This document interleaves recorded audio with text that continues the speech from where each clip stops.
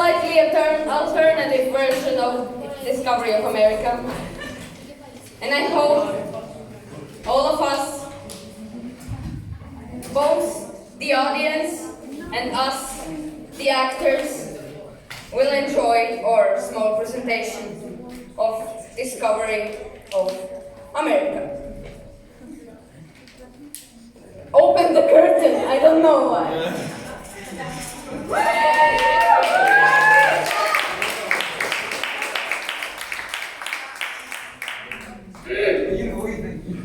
Once upon a time, around the 17th century, a huge island overseas had been discovered, where many travelers headed to explore and bring back never-before-seen treasures. And so, an explorer from Duchy of Curland and Semigalia, which stood where now Latvia stands, was sent overseas with the same task. Or explorer. A tiny little explorer. The explorer had traveled for almost 2 months. I hope it works. Oh, it is working. When he finally reached his destination, a land where no other Curlander had stepped a foot. He tirelessly searched the land for undiscovered wonders, and just as he was about to give up and return home empty-handed, he found a seemingly magical plant. Can you see the plant? Solanum tuberosum, or as we say now, a potato. He gathered them. They were very heavy. He put them in his woven bag, and he was about to board the ship once again when he noticed a never-before-seen wild animal. Neovison, a small, brown, in our case white, creature called a mink that seemed to be the perfect pet for the young daughter of the Duke of Curland, Maria Anna Amalia, as it was relatively small, fluffy, and most importantly cute. So the explorer captured the animal. The animal didn't like being captured. It resisted. It scratched. It bit. It tried to rig the net. But it didn't succeed. And the explorer had finally captured one more thing before he could head back. While he was busy trying to capture the animal found the magical plant and began to taste it, which seemed very weird for the explorer. But he thought that if the animal can eat this magical plant, so could he. So he took a bite, thought for a little bit, and found out that potato is in fact very delicious, and the Duke of Curland would be very happy to receive even more gifts from the far, far land.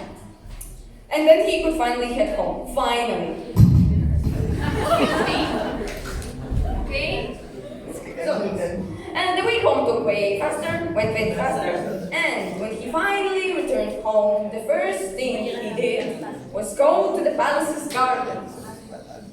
So he could find the gardener and then ask for the gardener's help to plant the magical plant. He did meet the gardener. He gave the potato to the gardener. And through a small conversation with the gardener, the explorer succeeded in persuading the woman to give the unknown plant a chance in growing. The woman, I'm sorry for blocking the view of the woman. The woman dug the ground, dug tirelessly, as much as the explorer worked to get there. She put the potato in the ground. She dug even more to bury the potato in the ground.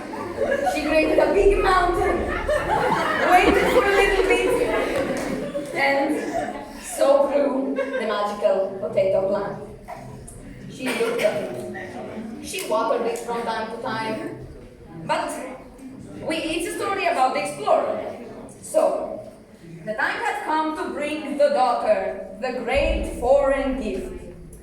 Explorer thought that she could find the daughter in one of the halls of the palace. No. Oh. Okay.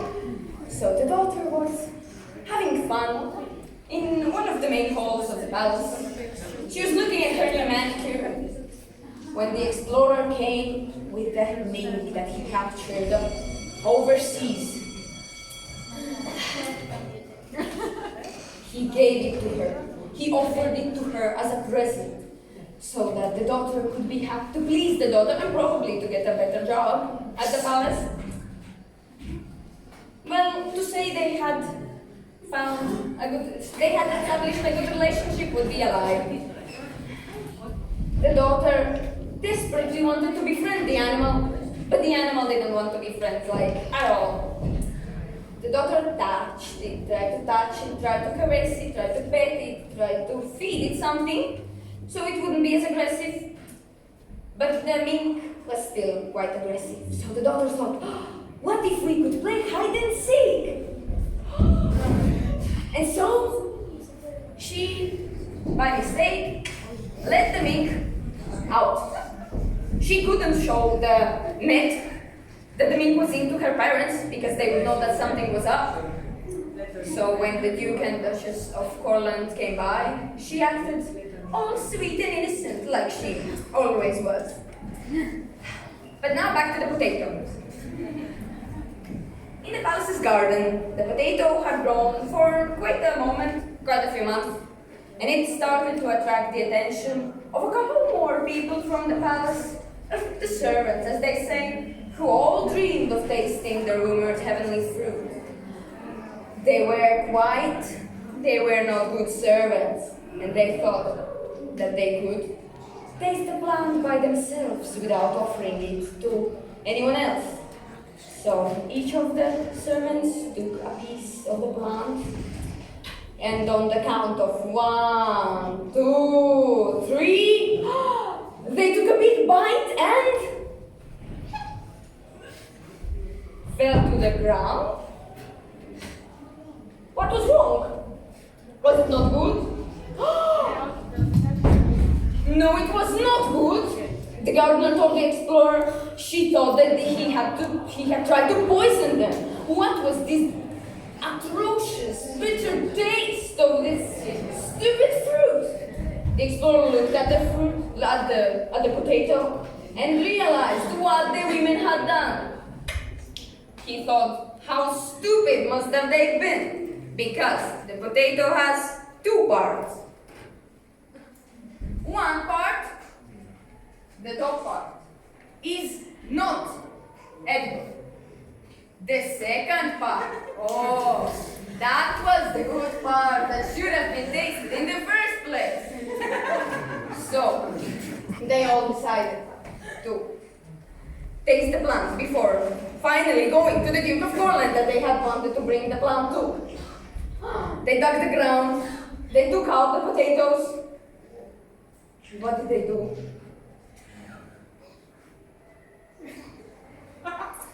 The gardener still was very skeptic about the potato.